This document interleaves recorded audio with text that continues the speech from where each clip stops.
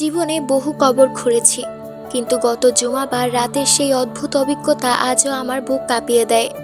ঘটনাটা কাউকে বিশ্বাস করাতে পারবো কি না জানি না, কিন্তু আমার নিজের চোখের সামনে ঘটা দৃশ্য তো আর আমি অস্বীকার করতে পারি না।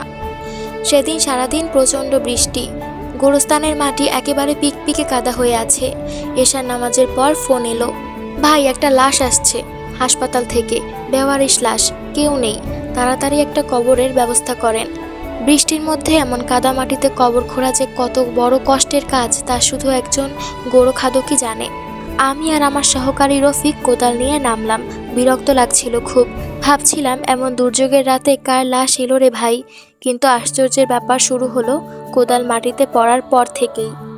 সাধারণত বৃষ্টির পর এই গোরস্থানের মাটি আঠালো হয়ে যায়, কোদাল চালানো যায় না, কিন্তু সেদিন সুবহান আল্লাহ, মাটি যেন তুলোর মতো নরম হয়ে আসছিল।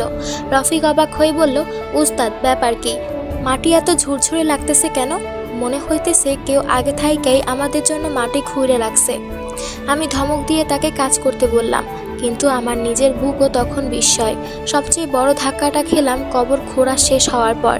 গোরস্থানের এই কোনায় ময়লা আবর্জনার গন্ধ থাকে সবসময়, কিন্তু হঠাৎ করে চারপাশটা একটা অদ্ভুত স্নিগ্ধ সুবাসে ভরে গেল। কোনো আতরের গন্ধ নয়, মনে হলো যেন একসাথে হাজারটা হাসনাহেনা আর গোলাপ ফুল ফুটেছে। বৃষ্টির সোদা গন্ধের সাথে সেই সুবাস মিলে এমন এক পরিবেশ তৈরি হলো, আমার মনে হলো আমি দুনিয়ার কোনো বাগানে নেই। এর কিছুক্ষণ পরই অ্যাম্বুলেন্স এলো, মাত্র 3 জন মানুষ লাশের সাথে, হাসপাতালের একজন স্টাফ আর 2 জন অপরিচিত লোক।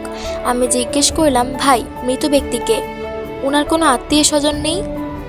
হাসপাতালের স্টাফ দীর্ঘশ্বাস ফেলে বলল, না ভাই, উনি শহরের ওই বড় সিগন্যালটার পাশে বসে জুতা সেলাই করতেন, মুচি ছিলেন। আজ বিকেলে হঠাৎ স্ট্রোক করে মারা গেছেন, কেউ নেই ওনার।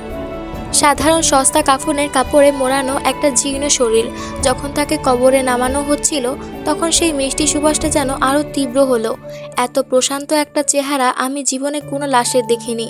মনে হচ্ছিল সারা জীবনের ক্লান্তি শেষে মানুষটা পরম শান্তিতে ঘুমিয়ে পড়েছে। তার ঠোঁটের কোণে যেন একটা হালকা হাসির রেখা। দাফন শেষ করে আমি আর রফিক যখন ফিরে আসছি তখন দেখলাম লাশের সাথে আসা এই 2 জন অপরিচিত লোক অঝরে কাঁদছেন। তাদের চেহারা দেখে মনে হচ্ছিল তারা বেশ অবস্থা সম্পন্ন। আমি আর কৌতূহল ধরে রাখতে পারলাম না, এগিয়ে গিয়ে জিজ্ঞেস করলাম, ভাই আপনারা কি ওনার আত্মীয়? তাদের মধ্যে একজন চোখ মুছে বললেন, না ভাই, আমরা ওনাকে চিনতামও না সেভাবে, কিন্তু আজ বিকেলে উনি যখন রাস্তায় পড়ে যান আমরাই ওনাকে হাসপাতালে নিই। ডাক্তার মৃত ঘোষণার পর ওনার ছেঁড়া থালে থেকে একটা পুরানো ডায়েরি পাই, সেটা পড়েই আমরা চমকে গেছি। তিনি ডায়েরিটা বের করলেন। জানেন ভাই, এই লোকটা সারাদিন জুতা সেলাই করে যা পেতেন তার নিজের জন্য রাখতেন মাত্র কয়েকটা টাকা, বাকি সব টাকা উনি গোপনে একটা এতিমখানায় দিয়ে আসতেন। গত 10 বছর ধরে একটা পঙ্গু মেয়ের চিকিৎসার পুরো খরচ এই মুচিত লোকটা দিয়ে আসছিল, অথচ মেয়েটা নিজেও জানে না টাকাটা কে দেয়। ডায়েরিতে শুধু হিসাব লেখা, আজ এতিমখানার জন্য 200 টাকা, আজ ফাতেমার ওষুধের জন্য 150 টাকা।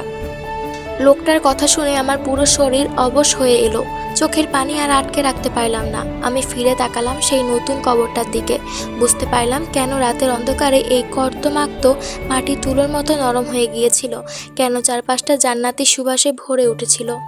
দুনিয়ার চোখে তিনি ছিলেন রাস্তার ধারের এক সাধারণ মুচি, কেউ তাকে দাম দিত না, কিন্তু আল্লাহর চোখে তিনি ছিলেন কতটা সম্মানিত তা বিদায় বেলায় প্রকৃতি নিজেই সাক্ষ্য দিয়েছে। গোপন আমল আল্লাহ কতটা পছন্দ করেন সেদিন এই ঘটনা না দেখলে হয়তো কোনো দিনও বুঝতাম না।